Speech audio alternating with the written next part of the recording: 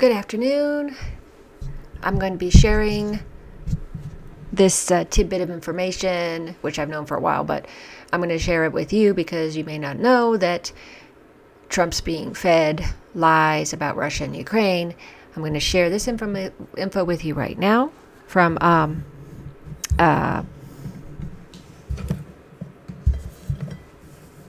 Larry Johnson on this issue.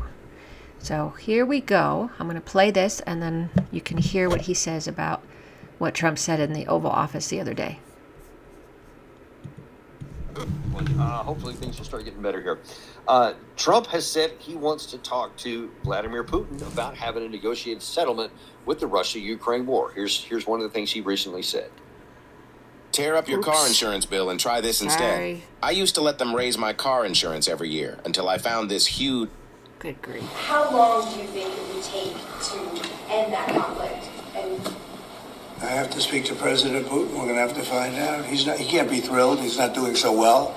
I mean, he's grinding it out, but most people thought that war would have been over in about 1 week. And now you're into 3 years, right? So he can't be thrilled. It's not making him look very good. Now, eventually, it's a big machine, so things will happen, but I think it'd be very well off to end that war. We have numbers that almost 1 million Russian soldiers have been killed. About 700,000 Ukrainian soldiers are killed. Nope. Russia's bigger, they have more soldiers to lose. But that's no way to run a country. So let's look at a number of things he said there. First of all, let's take a look at one of the last things he said was that Russia has suffered over 1 million killed and wounded. Actually, I think he said 700,000 killed or something like that. 300,000 irretrievable losses for a total of 1 million is what his administration is reporting. True or false? It's a lie. It's false. That is generated by the CIA. How do I know that? David Ignatius just wrote a piece with I call it the hagiography of Bill Burns. And Bill Burns in that article specifically uses that 700,000 plus number. That's how we know the CIA is telling Donald Trump this. Trump is relying upon CIA fabrications. Total fabrication. It's not true. It is a lie. It's based upon taking numbers that are being given to the CIA by the Ukrainians, and these CIA analysts, they're morons, because if they take that crap at face value, they don't push back, they don't do any kind of independent analysis, and then they're facilitating a deception. And so Trump's being given bad information. And within that bad information, he's being told that also the economy's suffering in Russia. No, it's not. Russia is experiencing some inflation, but it's not inflation generated like the United States, where we're printing money like there's no tomorrow, and we don't have the backing, the economic, industrial backbone to back it up. And yet, Russia's in a completely different camp. So on both points, this is the ugly part, and this is the bad part as well. Trump is being given false information, and he repeated that. I call it the Milley meme. So General Milley had emphasized that, Russia failed because they wanted to conquer Kiev in 3 days or a week, and they didn't do it. So this was a failure on Russia's part.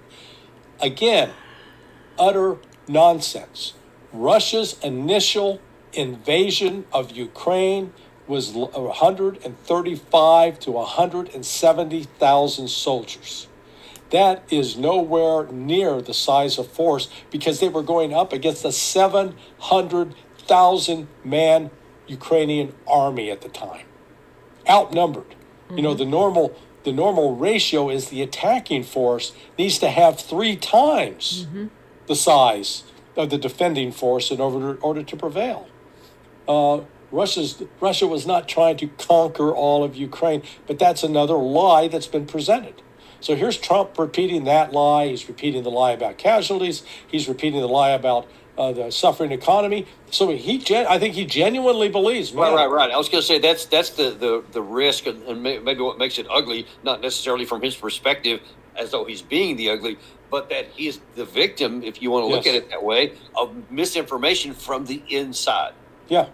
I mean, it's like you got a dark cave up there, and I say, oh, go inside. There's nothing in there. You go in and find 2 sleeping hungry bears. Whoops. Maybe my promise that there was nothing in there wasn't worth relying on. And what they position Trump to do now is to go try to make demands of Putin, and Putin's going to say, that's not true. You are badly misinformed, Mr. President. And when you get your information straight, and when you have straight information, come back and we can talk. And so let's kind of stick on the. Yeah. So exactly, this whole thing about Russia losing, first off, and that Russia's lost 1 million soldiers. This is all CIA, DS propaganda to make it look like Ukraine isn't losing, hasn't been losing for the past 2 years. It's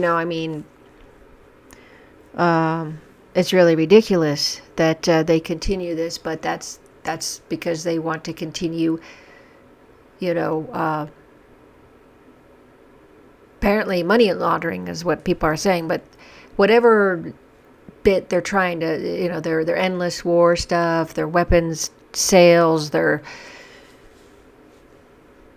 trying to defeat Russia and weaken it, when in reality, as you just heard, they didn't lose that many men. The sanctions didn't do that much to them.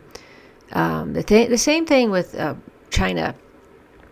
I think Trump needs to humble himself in talking with Putin and Xi Jinping, because neither one of them are going to are going to roll over for Trump, and I think he needs to learn a more smart strategy and way to bring peace, and he's going to have to capitulate to a certain degree, because you're trying to tell the winning country that they need to capitulate to the losing country, and that's been the real problem. Is Ukraine has lost 700,000. Really, they're the ones that have lost that many, which is terrible. Which is why we never wanted this. Why we wanted this thing to end 2 months after it started with the first peace treaty, which was a very good deal for Ukraine, and Russia had gave some concessions at that time, and it looked really good. Russia went in, as he said, with fewer troops, because it wasn't to invade and take over. If it was to invade, as he said, it would have been 3 times the amount of soldiers, and that wasn't what he was trying to do, and that's why he called it a special operation, why Putin called it that, but everybody twisted it and made it into a propaganda thing of, Russia's going to take over everything. In any case, I wanted to share that because too much has been going on for the past couple of years of sharing the wrong, sharing misinformation that everybody says you're not supposed to do.